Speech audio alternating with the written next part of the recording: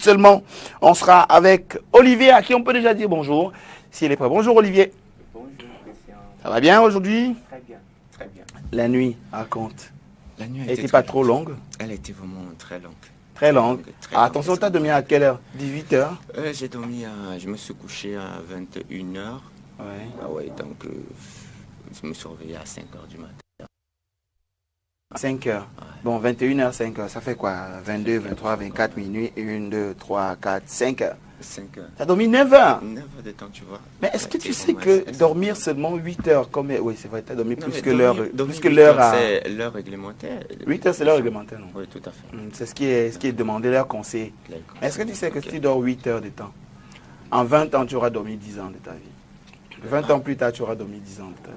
Ah, ce sera une bonne chose de toutes les façons. Ce serait une bonne chose. Ouais. Alors 10 ans seulement t'auront servi entre... 10 ans. Dormir, c'est aussi c'est bien pour la santé, Christian. C'est bien pour la santé. C'est les coachs en développement personnel qui nous disent ça. Si je dors pendant 10 ans de temps, forcément, C'est que tu as perdu 10 ans à dormir. J'aurais également gagné en énergie, gagné en santé, en quelque sorte, Christian. Ouais, tu aurais gagné quelque part. Mais sur le plan, quelque part aussi, tu n'aurais pas beaucoup gagné d'après ce qu'ils nous disent. On gagne toujours. Il y a toujours quelque chose à gagner, c'est tout ce qu'on fait. D'accord, c'est super important de le faire. Et c'est super important de dormir parce qu'on se lève très tôt déjà pour être là et commencer à fouiller les journaux, les lire et sortir le plus important à offrir aux téléspectateurs. Alors, et toi, alors, tu dors combien de temps par jour? Moi, j'ai dormi, il était minuit 30 déjà. Et puis je me suis réveillé, il était 4h30 par là. Quand tu dors, Donc, 4h30. Ouais, 4h30. Ouais. 4h30, parce que je commence à tourner à la télévision, qu'est-ce qu'on a et tout, les actualités réchauffées. Et puis la journée, comment elle s'annonce, après 6h, commencer à tourner au transistor, à la CRTV, qu'est-ce qu'on propose, ABCD avant d'arriver ici. C'est pas facile. C'est pas facile, bien sûr. Pas du tout. On sait tous que le moteur de l'information, c'est la CRTV de 6h. Allez, on va pas se le cacher. Hein. C'est ça aussi, c'est notre culture. Bien, il est 7h30. Maintenant, on va s'intéresser à ce que les journaux nous proposent avec Olivier.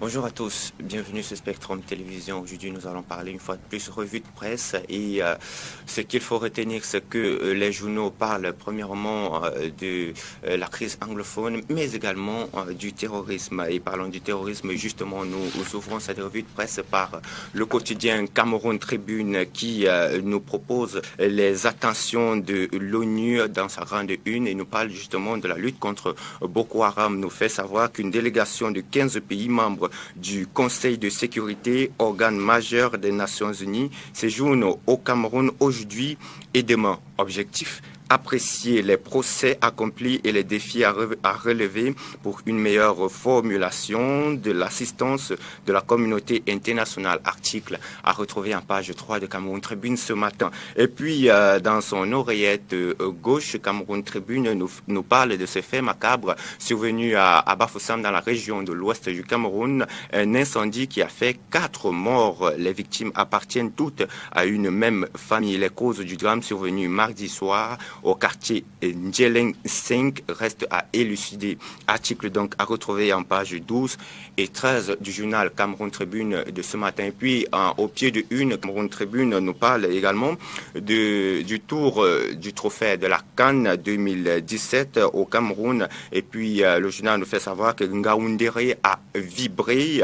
La caravane de présentation de la coupe a notamment fait un arrêt à la nouvelle place des Lions indomptables. C'est à Ngaoundéré. Article donc à retrouver en page 46 du journal Cameroun Tribune de ce matin. La nouvelle expression est également en kiosque aujourd'hui, chers téléspectateurs. Et puis le journal de Séverin Tchonke nous parle de la crise anglophone et nous informe ce matin qu'une plainte pour génocide est en préparation pour la Cour pénale internationale. Selon le reporter de la nouvelle expression Frégis Bertrand Tchouta, un collectif d'avocats anglais et camerounais monte actuellement un dossier qui pourrait être déposé auprès de l'instance internationale pour génocide. C'est l'information principale contenue dans le journal La Nouvelle Expression de ce matin qui, au pied de sa une, nous parle du braconnage et révèle qu'un éco-garde a été assassiné. Selon le journal, les faits se déroulent en décembre dernier à l'intérieur du parc national national de l'Obéké.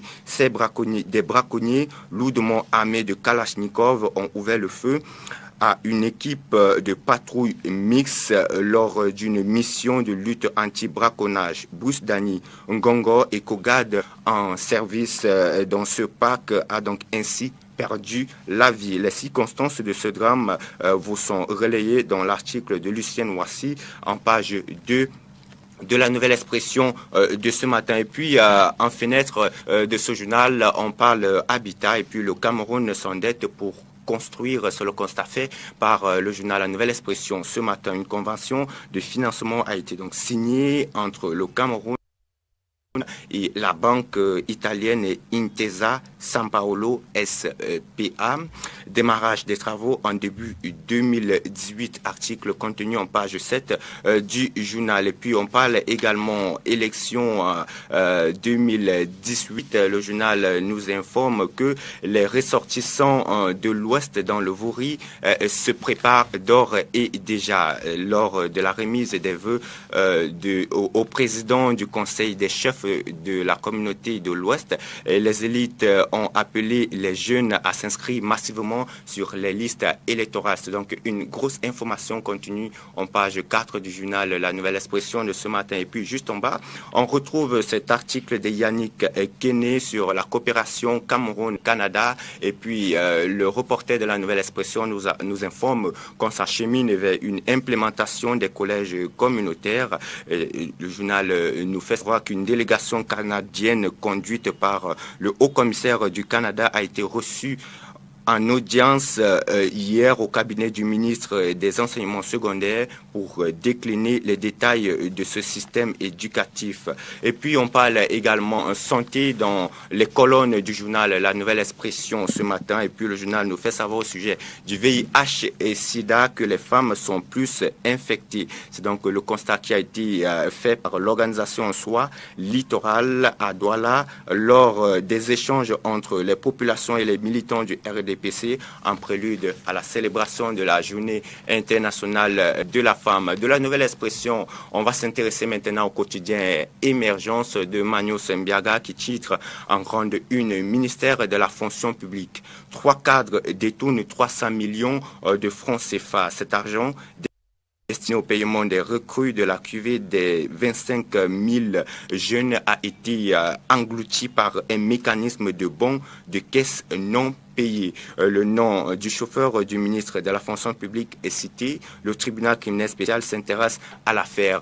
C'est donc une grande information contenue dans le journal Le Quotidien Émergence de ce jour. Une information en page 2 du journal. Et puis en pied de une, le journal nous propose 3 articles. Un sur le transport de l'électricité. Le journal nous fait savoir que la Sonatrel démarre ses activités avec un budget de 20 milliards de francs CFA. Crise anglophone, Paul Biya acculé de mémoranda et puis examen dans les zones anglophones, comment l'État compte s'y prendre pour évaluer les élèves. À présent, intéressons-nous à l'économie avec justement le quotidien de l'économie de Thierry Ekouti. Et en grande une, on parle énergie électrique, les 211 mégawatts du barrage de Mainveleux déjà disponibles. C'est donc une révélation faite par le journal quotidien de l'économie ce matin qui nous informe que le gouvernement du Cameroun et Exim Bank Chine ont signé le 28 février une convention de près de 93 milliards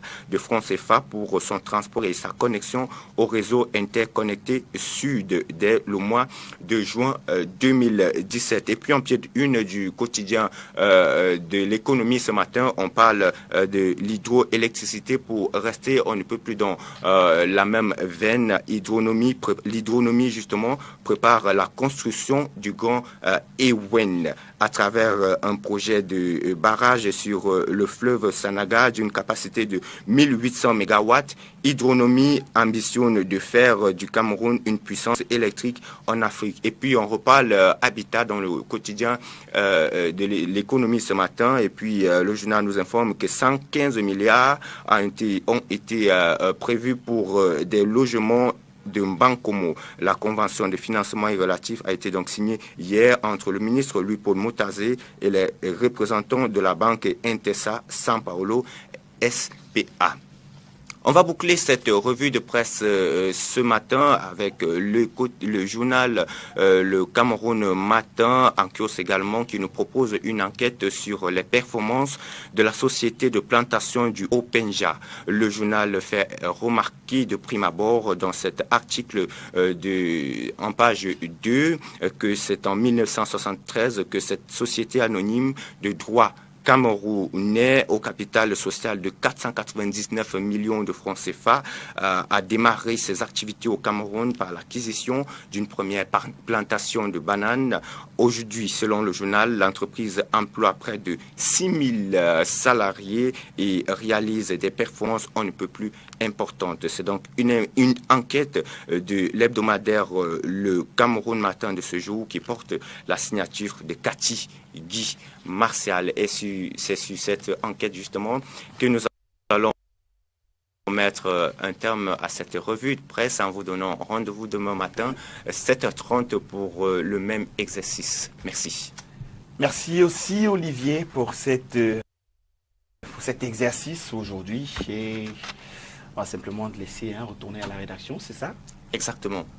La rédaction qui prépare les éditions grand format. Grand format 19h et 20h. 19h et 20h.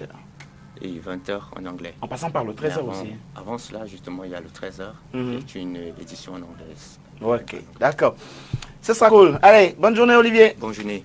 À demain 7h30, 7h39 à l'instant sur notre horloge. Je ne sais pas si c'est la même heure chez vous. Bon, ce sera soit la même heure chez vous, soit un peu moins ou un peu plus, mais toujours est-il qu'il faut être en avance d'au moins 5 minutes. Ça vous permettra d'être toujours à l'heure. Moi, c'est ce que je fais. Parfois, je me rends compte, je suis à l'heure. Ah bon? Non, il n'est pas encore l'heure en fait. C'est dans 5 minutes. Oui, parce que je me suis mis la pression ayant oublié que j'avais réglé ma montre à 5 minutes d'avance. Voilà, donc c'est une astuce et ça marche toujours. Pour la suite, c'est la musique. Vous regardez Good Morning Cameroun, à tout de suite.